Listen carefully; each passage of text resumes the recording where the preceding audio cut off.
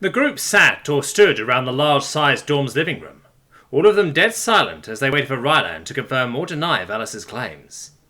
The boy swiped back and forth across his holopad, his expression turning more and more frantic. A depressed sigh escaped his mouth as he muttered, "Oh no." Thomas looked anxiously to the others.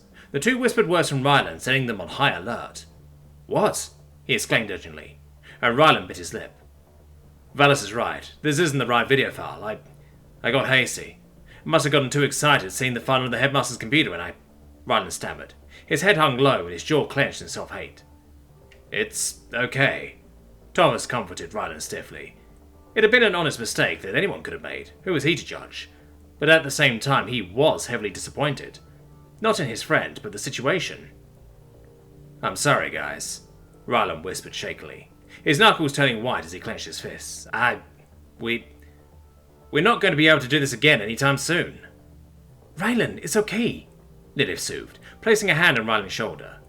Not at once having seen her friend beat himself up like this, she was heavily concerned. "You formed our plan. You snuck into the building with David. You made one small, easy mistake. So don't feel bad, alright?" Lilith asserted, looking into the boy's golden eyes.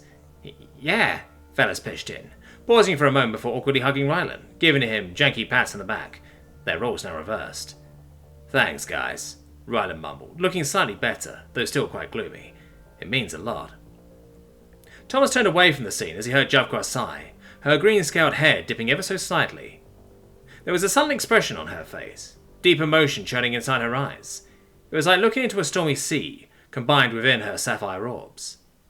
It was at that moment that Thomas realized the true depth of the situation for her, and how much it meant to her personally. The years she had spent at the school alone, silently suffering, it just made him want to wrap her up in a bear hug, which he did. Though the affectionate gesture looked awkward, looking more akin to a child hugging their parent than an intimate relationship, both Thomas and Joko didn't care. The Crackerfact understood that the human was doing what he could to make her feel better, and it was working quite marvellously.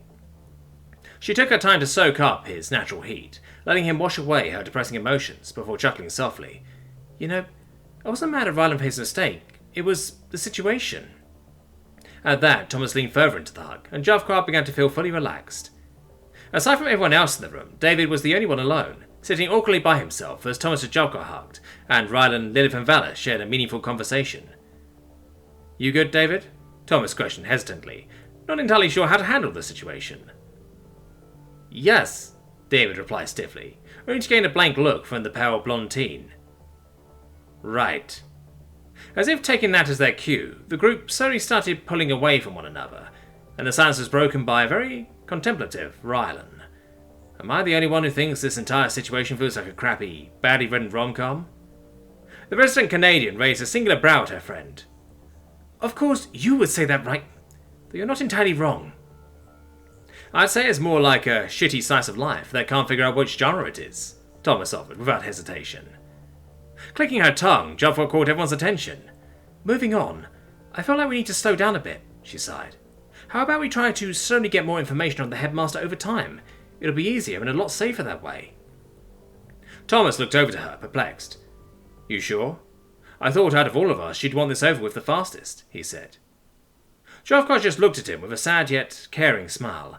"I do, but I want all of us to be stress-free. We'll get the bird brain, as you guys said, in the end. But just not with so much risk to us all." Looking over the group, she could see they all understood her intent, but of course, Rylan had to break the serious atmosphere. "So that means no more jumping into trash chutes, David," the boy remarked cockily, back to his normal self. His comment earned a disgruntled grumble from the German, who muttered something along the lines of, "Ungrateful bastard." "What happens now?" David demanded, still sounding peeved from Rylan's remark. Lilith frowned. "Nothing for now. Like Joko said, we're going to take things slower, so I guess we just prepare for tomorrow's class? Speaking of which, do we have a science test tomorrow?" she asked suddenly. "Well, fuck.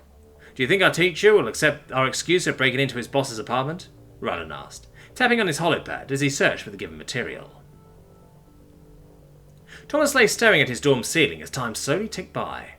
The night had come and gone, and the sun could be seen peeking over the horizon through the room's window.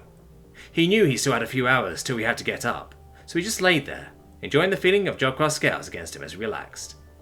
He knew for a fact that their relationship had moved quite quickly, but then again, they were also really the only ones that could interact with each other. Thomas had tried to reach out and befriend his other classmates, but they had all politely declined or ignored him, some even outright refusing to look into his eyes. And from what he could tell, Crackervax had a faster pacing for relationships, including intimate ones. Then, once you added in the fact that he was also a heat source, the two of them sleeping together meant next to nothing to Crackervax. And although Thomas had to explain to Joko what the action meant to humans, he had a small suspicion that she was actively seeking for them to share the same bed more now than she knew. Still, with nothing better to do, Thomas allowed himself to enjoy the morning tranquility as he waited for Joko to wake up. Almost all other species on Clevin 4 were sound asleep as well, and most businesses and schools wouldn't open for another hour or so anyway. The vast diversity of the galaxy's species was something that had never ceased to amaze Thomas. Even something as simple as sleep varied greatly.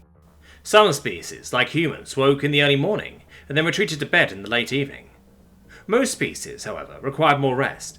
And then some species were nocturnal.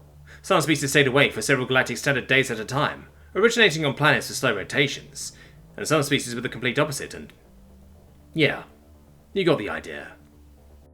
Not wanting to take from his girlfriend's much-needed rest, Thomas didn't attempt to escape her tight embrace. Nevertheless, his bladder was arguing against his decision, and so was his stomach, rumbling softly. His dilemma was solved when Joko shifted, the bottom of her snout messing up his already messy pale blonde hair further. Sluggishly untangling herself from him, she looked down at his pale face. "Morning, Tom," she grinned lazily, getting a chuckle in return. "Good morning to you too," Thomas replied, a smirk on his face. Getting up and stretching his body, he stumbled over to the bathroom. Seeing Joko's disappointed look as he took his body warmth with him, he said, "I need to use the bathroom. Then I'm making us a traditional British breakfast." Thomas left the room, leaving an excited reptilian in his wake. Joko rolled over to Thomas's side of the bed, spending a few minutes trying to soak up the last bits of excess heat he had left on it, before reluctantly getting up.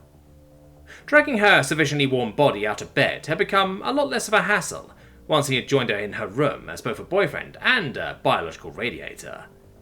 Stretching herself as well, she took a moment to look out of the window blearily. The sun had risen enough that it warmed her body, and she took a moment to bask in its rays. Still, she preferred her boyfriend's body heat, for many reasons. Her claws scraped across the floor as she shuffled out the room, a yawn forcing her mouth wide, revealing a terrifying set of razor-sharp teeth and a long, thin tongue. Or at least, terrifying to most, but not Thomas. Or his friends. He had actually told her he found it cute. Making it into the lounge, she flopped onto the bark-coloured couch and waited patiently for Thomas to begin cooking. It had come to the point that he would cook most, if not all, meals for them, with most of them being delicious to her. Of course, she could only eat the meat portions, but every once in a while, she'd also eat the non-meat parts. Not that she could properly digest them or gain much nutrients, but they still tasted interesting, to say the least. She heard the flushing of a toilet, and moments later, Thomas exited the bathroom, his earlier drowsiness gone. Drops of water still clung to his face from the human wake-up routine or splashing water on themselves, giving him an almost ethereal shine. "I hope you're ready for a proper English breakfast. Eggs, sausages, bacon, beans, toast, with a side of sliced tomato and a couple of mushrooms," he declared, moving to the fridge to get the human ingredients he had ordered. A slight chuckle left Joko's throat as he passed. She certainly couldn't wait to see what the meal was like.